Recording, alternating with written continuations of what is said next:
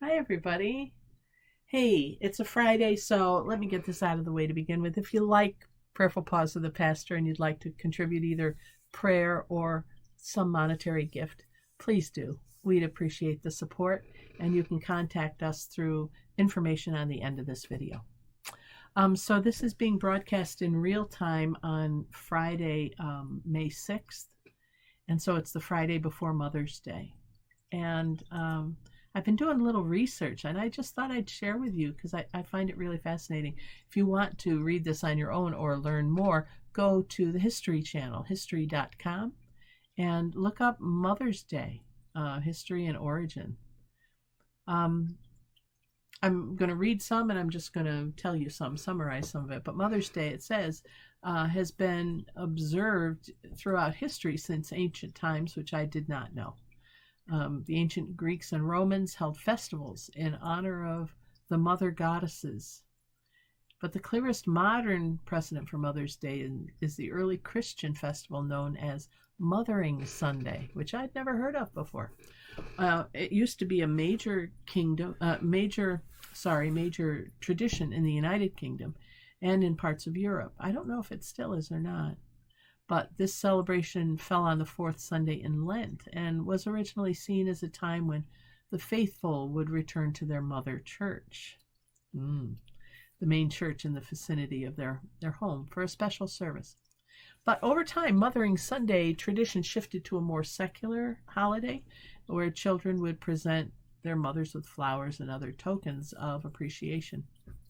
But then we come to this country, and this part I had never known before, where it says the origins of Mother's Day, as celebrated in the United States, date back to the 19th century, in the years before the Civil War. Did you know that? Anne Reeves Jarvis of West Virginia helped start Mother's Day work clubs to teach local women how to properly care for their children. They were clubs. And these clubs later became a unifying force in a region of the country that was still divided over the Civil War. In 1868, so 4 years after the war ended, Jarvis organized a group called Mother's Friendship Day.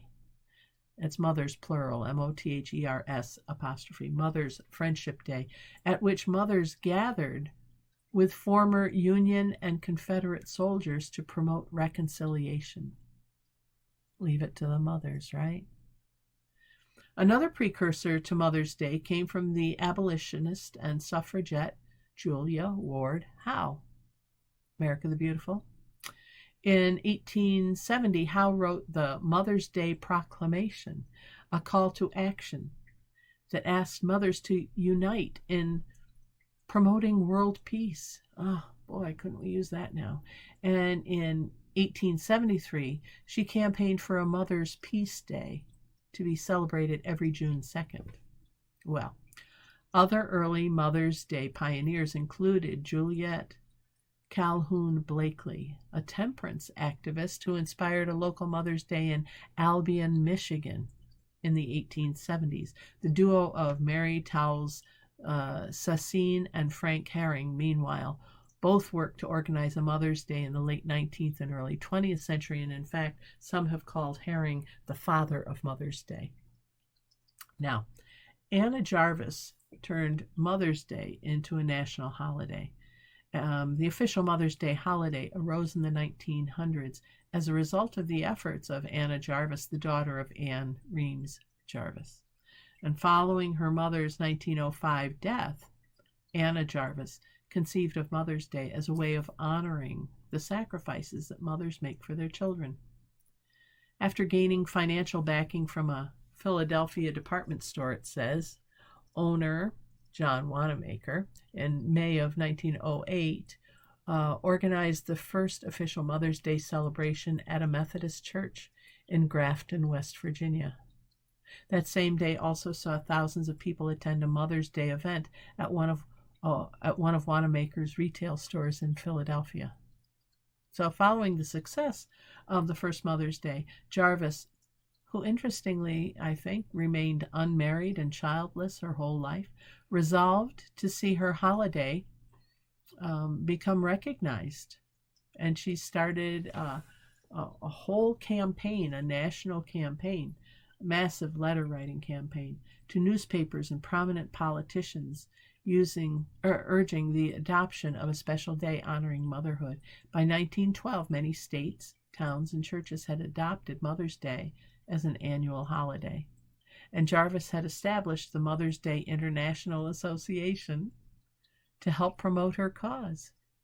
Her persistence paid off, and in 1914, when President Woodrow Wilson signed a measure officially establishing the second Sunday in May as Mother's Day, she had accomplished her goal.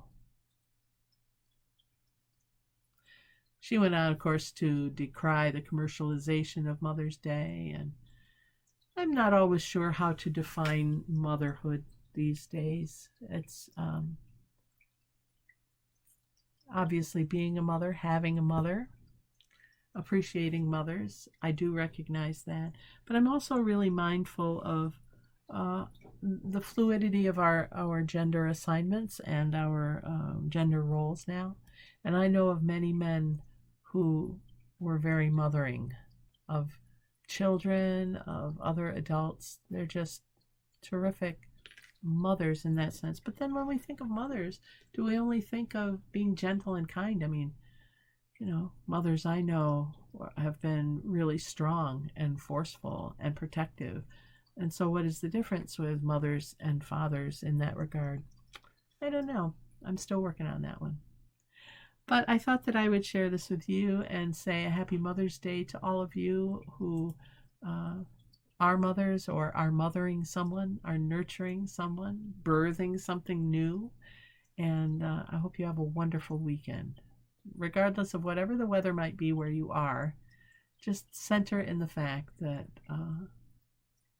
you have been loved and you are loved. And in return, you're able to give that love to others. So I hope you have a wonderful weekend. I'll see you next week. Thanks for joining me for the Prayerful Pause with the Pastor. I'm Pastor Deb Swift of South Presbyterian Church in Rochester, New York. Happy Mother's Day. And until next time, bye for now.